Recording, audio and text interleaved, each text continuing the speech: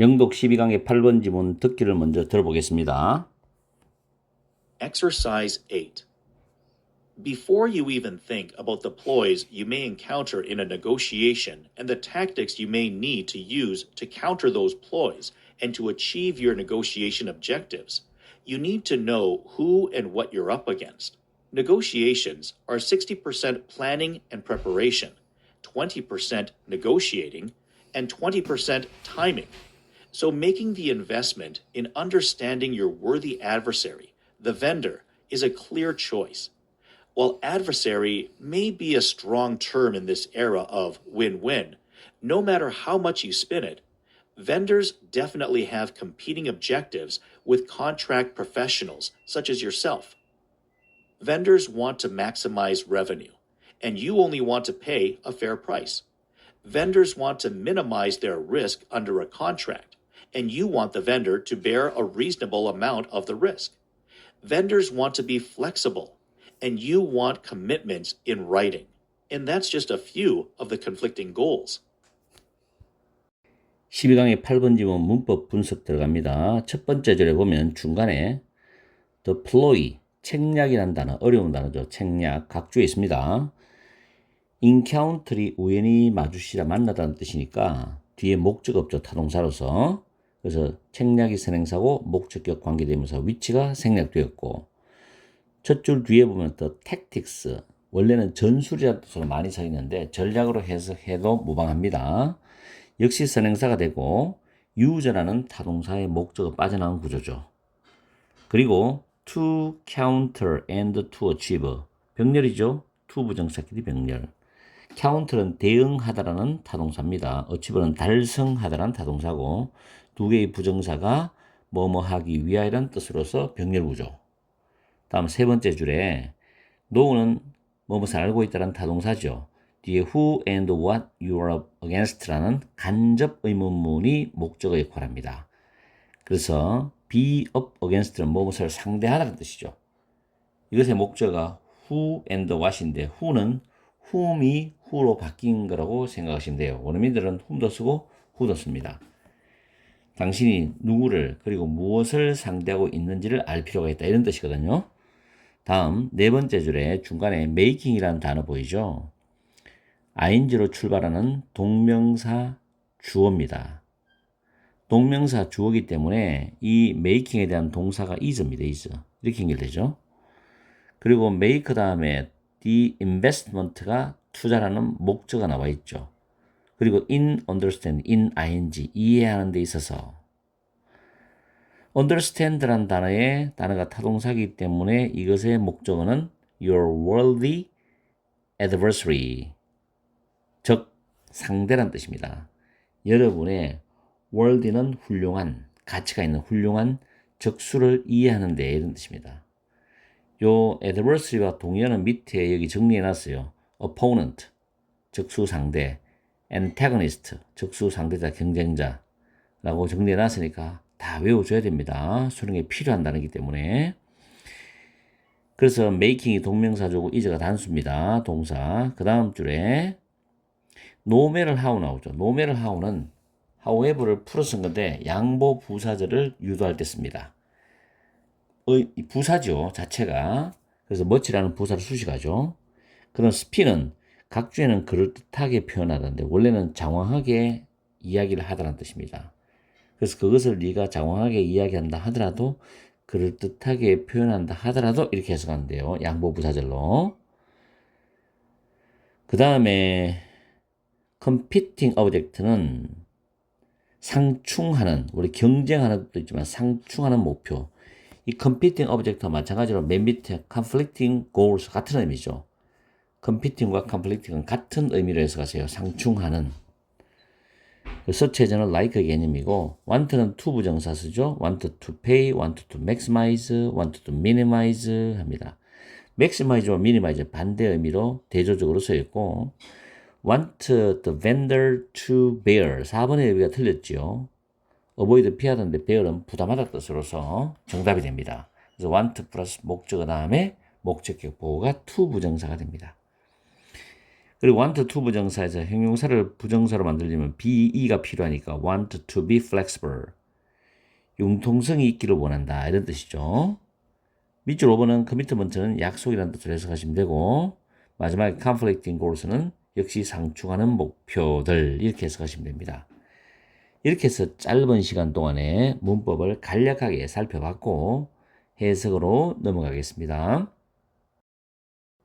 낱말 문제가 참 많죠. 원래는 낱말 문제를 많이 올려주는데 여러분들이 9평을 시험을 칠 때도 낱말 문제 두 문제죠. 30번하고 42번 문제입니다. 신경 써야 됩니다. 합쳐서 5점 내지 6점이거든요. 그죠?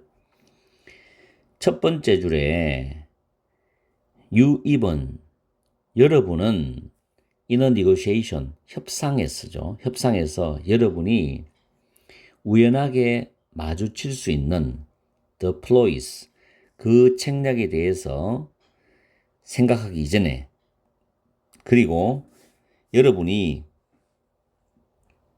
그 책략들을 대응하기 위해서 그리고 여러분의 협상의 objectives가 목표죠. 협상의 목표를 성취하기 위해서 여러분이 사용할 필요가 있을 수 있는 것에 대해서 있을 수 있는 그런 전략 전술이죠.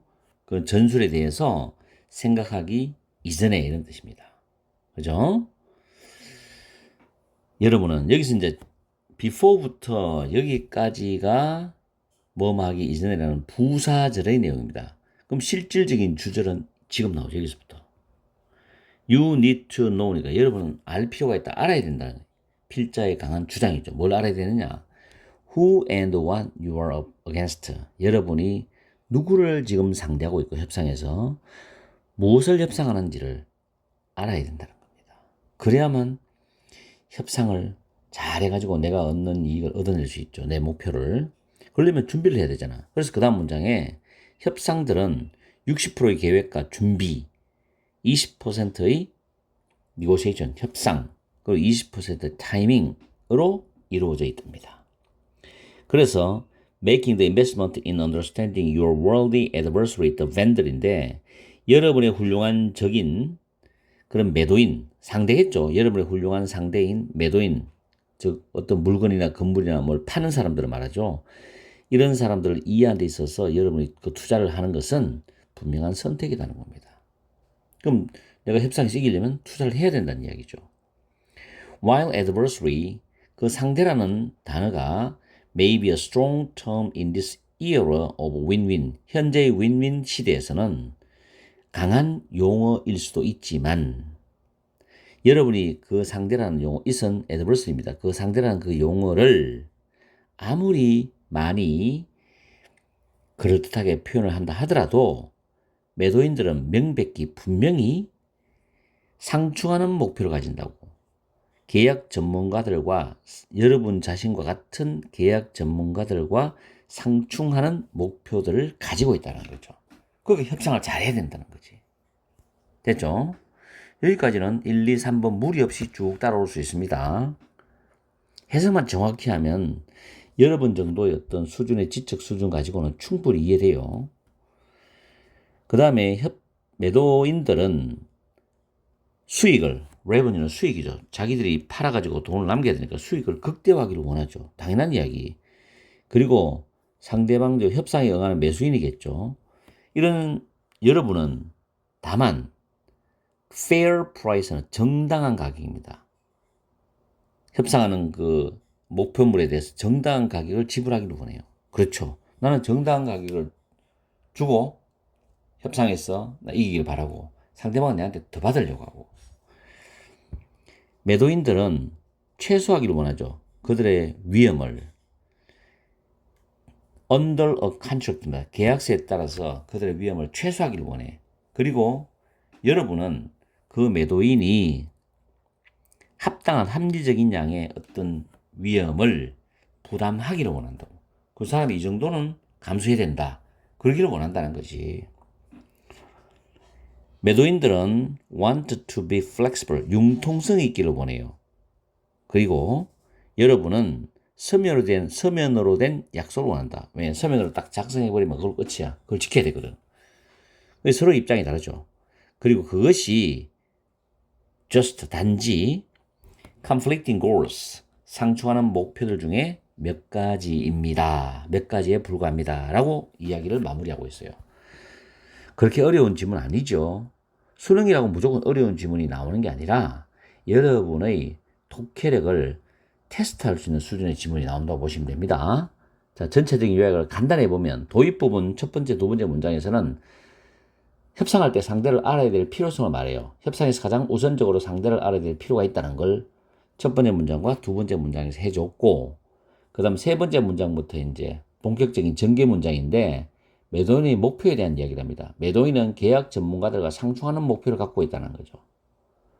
이걸 세 번째 문장, 네 번째 문장, 다섯 번째 문장, 여섯 번째 문장까지 쭉 이야기를 나열하고 있습니다.